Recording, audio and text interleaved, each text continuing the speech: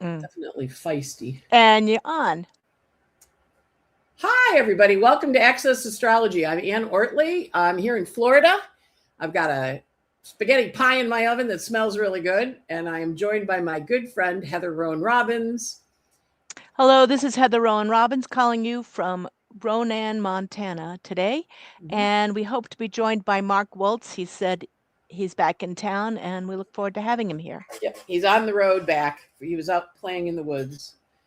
He gets to play in the woods a lot, Heather. I think he plays in the woods more than either you and I do. Oh, yeah. And I live in the woods. But, and you live in the woods. You have bears in your backyard, right? Yeah. Yeah, I got bears in my backyard. There is something interesting going by. The dogs all threw, big fits last night and were sniffing our garden intensely. We're wondering what wild creature. They don't react like that to turkeys or deer. So somebody interesting went by. Somebody big and exciting went by. Big and exciting went by. And they protected us. Heather, run! Careful! Strange things in the backyard. Exactly. Right. And strange things in the backyard. Yes, it's been a week. The time in between. It's such an interesting mix, the difference between that heavy Capricorn energy, which says we should be working, and that just I need to not work. It's like Labor Day under Virgo. It's a time when you become more efficient by not working. Yeah. At first you need that time off, the hold still, and then we can build our momentum back up again. Right. But it is, next week is gangbusters, but it's still, we're still between the worlds this between winter. The worlds. Yeah. It was a few years back I started taking, and I went full time in 2020, in 2001. After 9/11, my office blew up it was 2 blocks from the Trade Center. So that was, I took that as a sign because I started studying astrology 7 years earlier on my birthday, because my birthday is September 11th. On my birthday in 1994, I started studying astrology. So I went, that's my sign from Saturn. But I want to say it was maybe 3 years into being, doing the astrology full time where I started going, you know what, that week between Christmas and New Year's, I'm going to take it off. And I found that has been really wonderful. So usually about the 22nd, whatever that weekend is before Christmas, that's my last day. And then I go back to work on the Monday following New Year's. And it really is a magical time in terms of my head and kind of settling in and finding, that transitional energy, because we're in Capricorn time, which is an important time for us to assess where we are and what we've amounted to and what we're about. And right now, with all the planets in Capricorn and all of them out of bounds, Mercury's out of bounds, Venus is out of bounds, the sun is out, the Mars is out of bounds, the moon will be out of bounds on New Year's Eve and the next day. So 4 of the 5 personal planets are out, but they're all in Capricorn, and they're like, let's do stuff, even if you're not doing anything. Right. They're like, I feel a little guilty or doing something illegal by not doing anything. Yeah. But it also is, it's like, we don't, someone had said to me, are you a human being or are you a human doing? I'm like, well, I'm a doing. I'm a Virgo. We're a doer. and when I'm taking time off like this, I'm like a human being. Different energy. Yeah. And I think that comes back to the Capricorn energy, which is all about beginning, middle, and end. It's sequential work. It's progress. It's organization. That it's so interesting that this time between the holidays, right before New Year's, most people don't know what time of day it is or what day it is. It's just like they let go of the ordinary structures. Yeah. And I know in many, old European systems, you had to have all your work off your needles and off your spinning wheel by the winter solstice, and you took a break before you picked it back up again. And that this process of taking a break, actually, it's like taking, in Virgo season, by taking Labor Day off, we celebrate our work by not working, hitting the reset button, and then really coming forward with a more considered approach. Right. What are my intentions? There's a reason why we make New Year's resolutions in Capricorn season. What are my plans or my goals and not necessarily resolutions. I'm never gonna, because that doesn't necessarily work. But what are my goals? What are the mountains I'd like to climb in this next year ahead? And to kind of really think about that before we hit New Year's Day. Yeah, kind of a visualization energy. Hmm. I don't know if And I told this story on myself before, but if I did, tell me to be quiet. But I had well, not, just say we've heard that story beforehand. So I'm in Florida, and I do feng shui. Mhm. I know it's to make me dangerous, but I've got a wall as I go into my bedroom, and it's a nice wall, and I got a painting of a woman with a bunch of cats laying on a couch, and when I got down here, I had the mother cat with the kittens, and then I had another cat, and Remo hated them all, but I was lying in bed looking at that, and I thought, you know what I need to have there? I need to have a tango picture. Because back in 14, when I broke my foot, I kind of gave away all my strappy Latin shoes and I stopped dancing. So I got on the internet and Googled around and found a picture of a couple dancing, doing the tango. And I hung it on the wall today. Oh, beautiful. Well, not that I don't like the cats. We love the cats, but I want a tango, right? And then I have this thing that goes on with my foot periodically. And I found a Botero vase of a right foot. And I put flowers in it. And I put that under the dancers, kind of like as an altar to my foot, like, okay, feet, we're going to heal so we can go tango dancing again. And I see Mark is arriving here. So, but I was kind of like, all right, that's one of the things I'm going to manifest. And I'm going to put tango music on every day. And I also have it by the 9th of March, 9th of January, I have to do a Bruno Mars video, the one that he jumps around a lot. So I have my action goals for the year set in place. Excellent. And to Mars, dance. you look like you're coming from the woods. Look at that sweater. It's a lovely sweater. I love it. You're in your snowflake look. I like that. Yeah. It's warm. It's warm. Yeah. Where are you? You sound like you're in an echo chamber. Oh, I'm trying to plug in the microphone. Okay, we'll give you a minute. One of the things, we have the Capricorn ingress chart coming in. Yes. And this is the 2026 ingress chart. When we look at New Year's Eve, that first minute of the year ahead. And with some interesting aspects, one of the things to watch out for this weekend, and we're talking about feeling spacey and not forgetting what time of day and what time it is, what day it is, and whether or not we've had a vegetable, is that Mercury is coming to square that Neptune. And on New Year's Day, Mercury goes into Capricorn, and that's when it'll be time to get to work.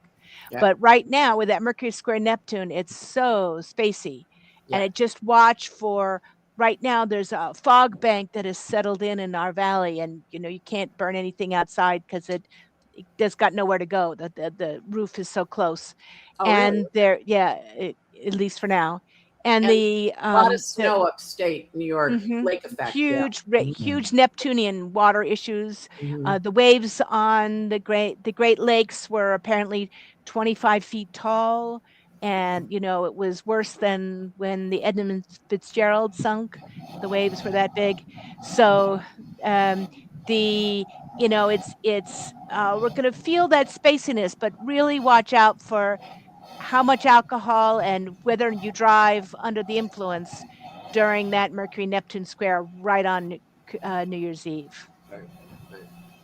Yeah. So Mark, you're good with ingress charts, and I wanted to add, this is the moment right as, the next minute the sun went into Capricorn. So this is the ingress chart of on December 21st at 8:02 a.m. What do you think this says about the month ahead and and winter, the whole season of winter? Yeah, this chart will be a setup for the next 3 months until the Aries ingress. And it's interesting you set it up for Missoula, Montana. So yeah, we're getting the Montana version of what this all means. But basically, We have Saturn. This was a few hours later. It was 10:02 on the East Coast. East Coast, Yeah, exactly. I'm seeing we have Venus in Sagittarius, and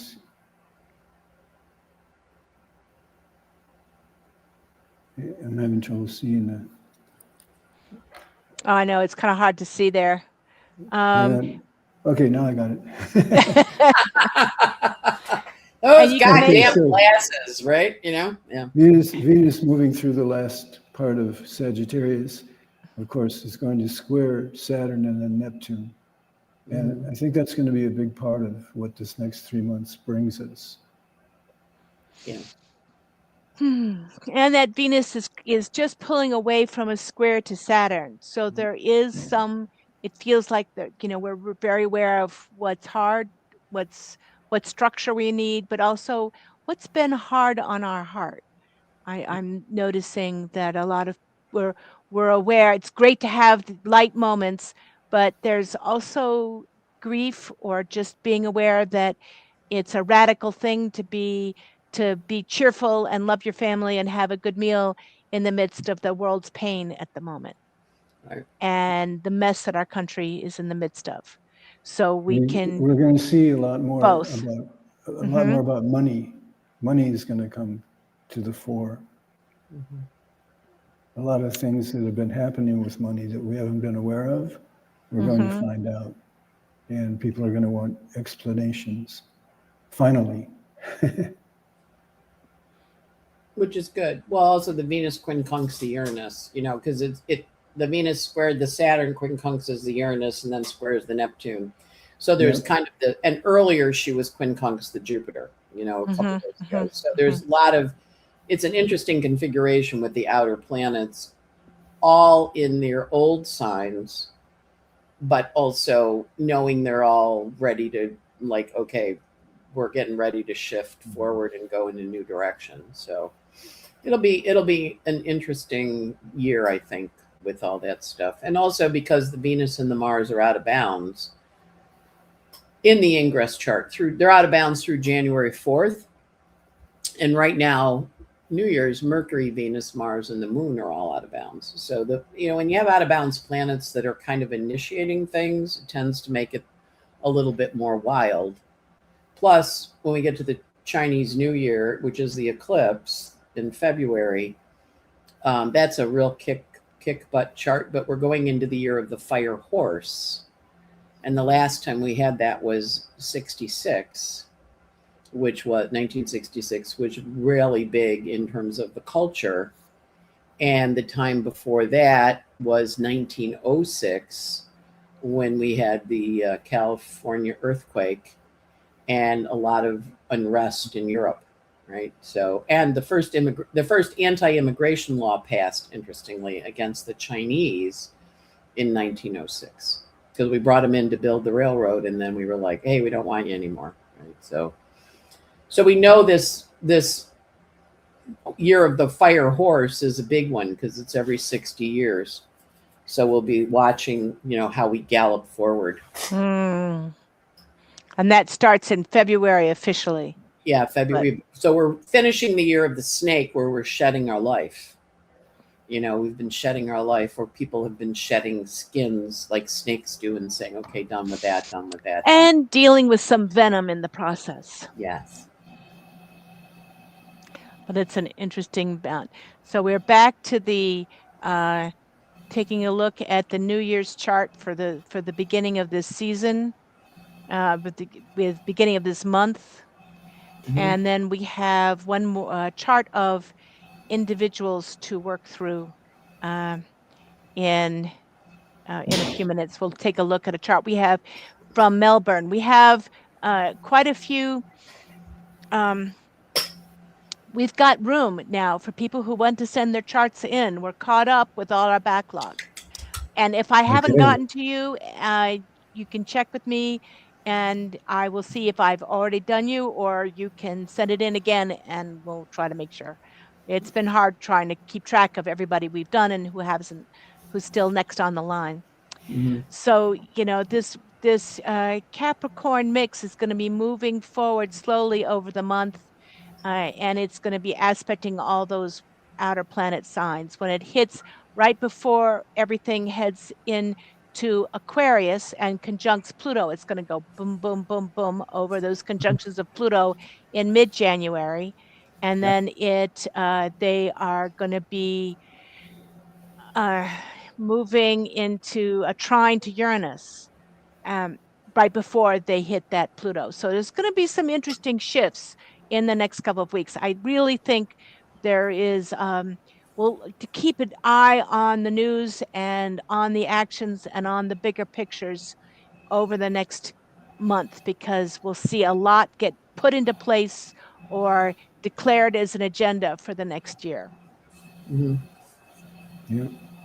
Yeah, totally. And our own. We also are going to have, I think it's out a bit. I think it's next week we'll talk about it, but we're going to have a Venus star point on the 6th of January. I think that's Tuesday next week, so we'll probably cover it then. But that also says the stuff you've been working on for the last 4 years in your Capricorn house. So the stuff you started in. Hi, Remo, you going to come up? 20, come on, please. Don't knock over the water.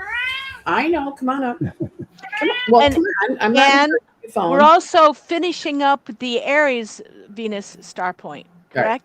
Right. We're going into a northern star. Yeah. Come here. And how do you feel about the Aries star point time for people for this last what is it? It's the last 9 months. 9.5 months. Yeah. Well, it's been a lot of fighting. Venus is morning star, and she just fights with people. And she's going to turn into an evening star in January 6th, and so she should be. And in Capricorn, and like that cycle will be a Capricorn cycle versus the Aries cycle. Mm-hmm. And back 4 years ago, she was Cazimi. It was Earth, Venus, Sun. So it was what's your heart's desire. So now 4 years later, your heart's desire should be out in the world, and then we come back. Then when we get to October, we have a Sun Venus Cazimi at 0 Scorpio, a retrograde, because we have a Venus retrograde this year. But this one, you should be thinking about what did you start 4 years ago in 2022 in Capricorn, because that should be harvesting or going out in the world somewhere. So I was away for a couple days, so he's not happy with me. Anytime I'm on the phone or on the computer, he's like, excuse me, my turn, right? My turn, Mom. Yeah. And I want to say that there's a full moon in Cancer this weekend, and it's going, we're looking at the challenge we might feel between our personal lives and our work lives. Right. Do I want to stay home curled up in bed with my covers? Yes. Do I want to go out and conquer the world? Yes. And how do they balance each other out? That actually, if you feel good about your home base, you're more ready to do the work in the world. And if you do the work in the world, you can come home and luxuriate in the privacy of your sanctuary, however modest it or fancy it is, without feeling trapped by it, because you've been out there and done your work. Cold wind going through here. Yep. It was a sneeze. There's cold wind going through. You didn't make any noise. Bless you. We want give your soul time to get back in your body. It does. It takes a minute. But so with all those, those interesting pieces but on Monday, so people are going to get back to work. January 2nd is a Friday, but then no one's going to feel like working. It's just kind of time to kind of get the ground underneath you, figure out who's doing what, remember what you dropped when you went on vacation. And then Monday, it's really good with the moon in Leo to start, if you want to put out some promo or put up a website or be visible, to reach out somehow and go, hey, world, this is my intention.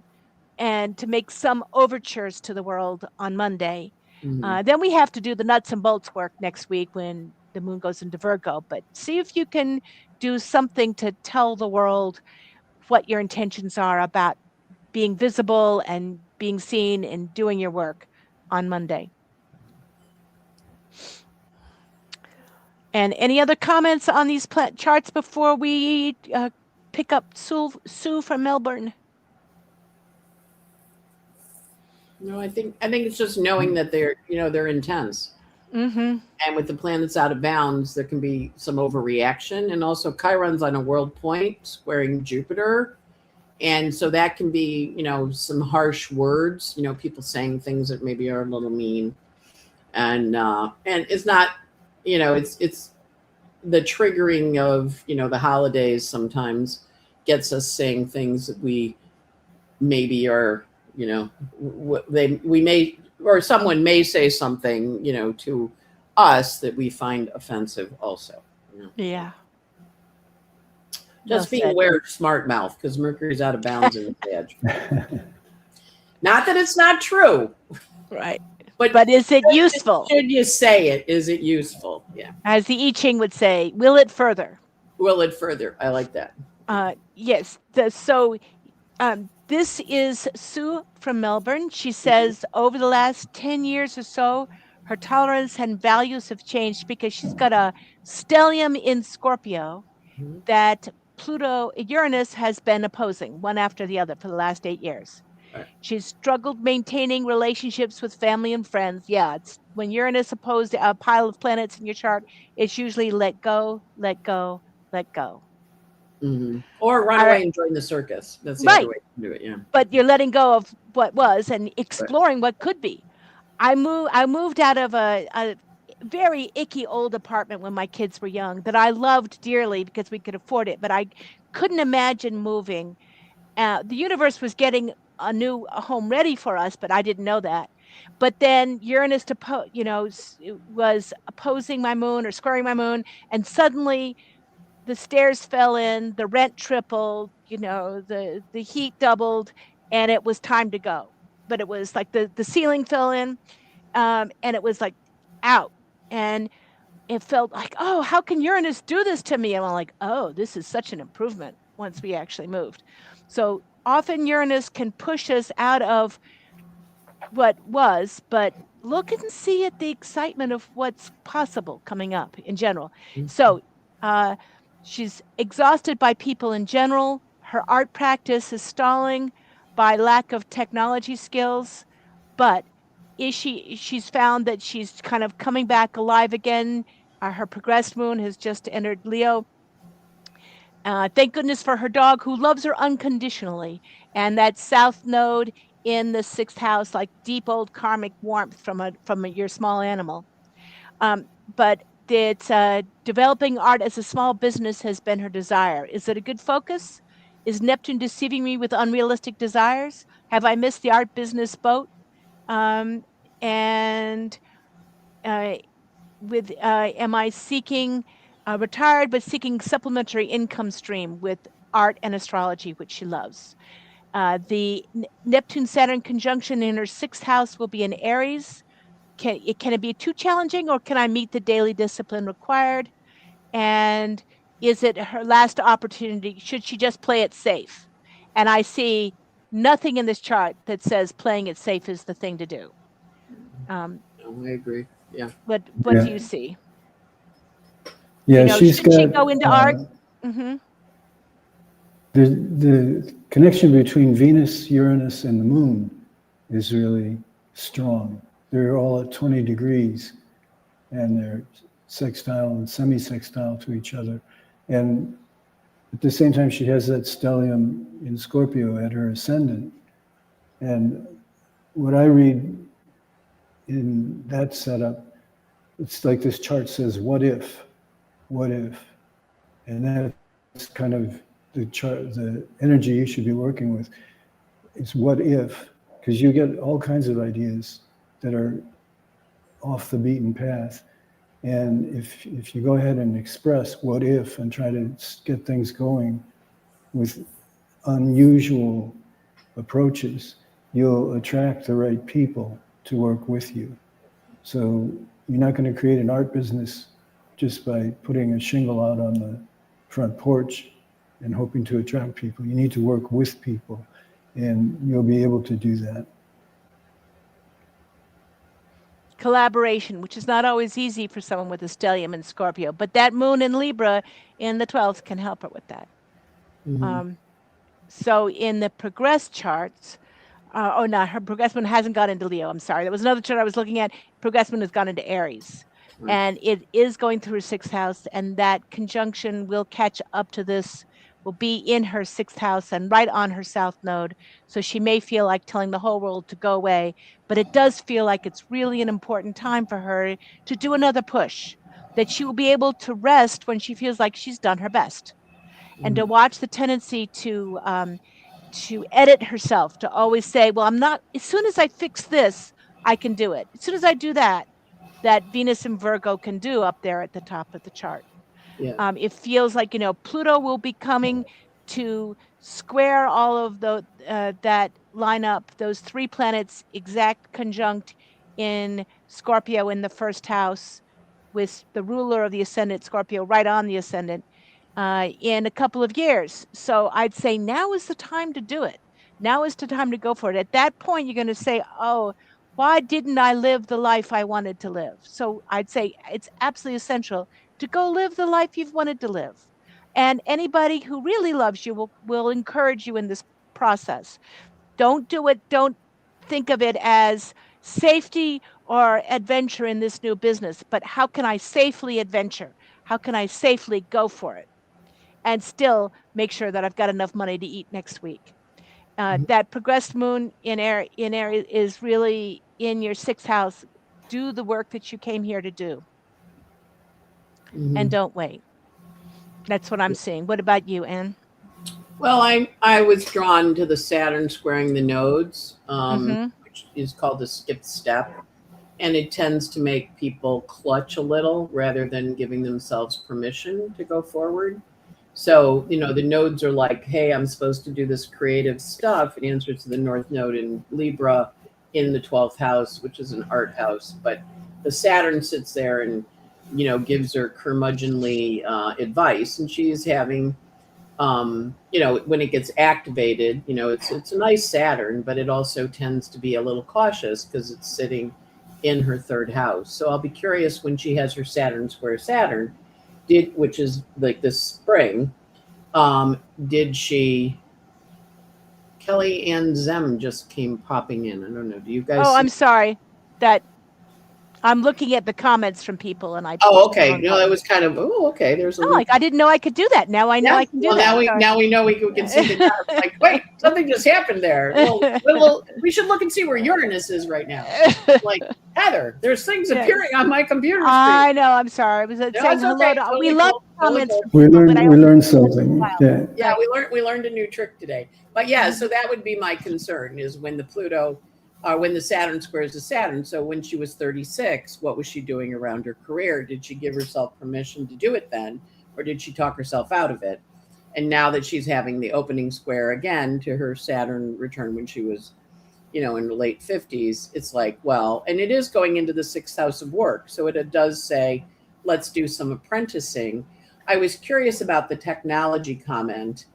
And she does have Uranus, in the 11th house, which tends to make the computers be badly behaved around you. Just one of those aspects of just they kind of do weird stuff on you. So I would say yes, and I would have her go back. And of course, Saturn's going to 15. We're also going to have Jupiter when he goes into Leo. He gets all the way to 25. So he's going to come and clip her Uranus, but that'll be more in the fall. But it's Jupiter in Leo is going to square all her Scorpio planets come August, starting in August. So I would be like, go for it, Sue. It's part of your journey, but also with that progressed moon just going through that south node, that could have been a little bit of discouragement, but you have to not listen with Saturn in the 3rd. Don't listen to your critics, because you're going to remember all the mean stuff they said and none of the stuff that's helpful. So don't read your reviews. And, you want to kind of say, okay, I have to do my Saturn every day because he's 3 years old. So think about the attention span of a 3-year-old and allow yourself to work within that space rather than I must do this much now, where you're kind of yelling at yourself. Right. Yeah. So, And you have that Saturn negative voice, don't listen to negative voice. You've got that Saturn, it's in its own sign. It's strong, squaring the nodes. It looks like you're healing some of the family lineage around work versus doing what you love, and that that work versus that you look particularly to your father's side of the family or your mother's father's side. What was the story around? I have to work, therefore, to please my relationships, North Node in Libra, versus my independence. It resists what my calling and training is, Right. and I have to give this up in order to do this, so the family has security. Yeah, it's And got that, a whole element of family sacrifice, which right. now that you're old, you don't have to do that stuff anymore. Right. You And know? it feels like you're clearing that out, and you're healing your lineage behind you by moving past that trap, and not either or, but both and of security and life purpose. So go for it. Mark, do you have any last Good. comments on that? No, just remember, as you go for it, don't listen to others. You come up with your own surprises, and let it surprise you what you come up with, and also people around you. That's lovely. And Mark, maybe you could lead us in a short New Year's meditation, how we're getting ready for this New Year's, finishing off one season and Good. preparing for the next. Close your eyes. Take a deep breath in. Exhale slowly. Then let the breath be relaxed. And think about Mars and the Sun together for this New Year chart. And think about Venus coming into that aspect with the Sun. And ask yourself how you can use these planets, what it means for you to have Mars working with the Sun. And then remember that Mars is out of bounds, so it can take you anywhere. Ask in your chart what Mars can do for you, and think of ways that it hasn't done, but you have wanted it to. And now might be the time to exercise that. Okay, open your eyes, Wonderful. and we'll see you next week. See you next week, and Happy New Year. This is Heather Rowan Robbins saying goodbye from Montana. Mark Waltz saying goodbye from New York City. And Ann Ortley saying goodbye from Florida. Have a good New Year's. Bye. And Remo. Love New Year. everybody. And Remo. Remo's saying goodbye too, right, Remo? Yeah. We saw a lot of his tail. A lot of his tail. He laid here, just let me pet him all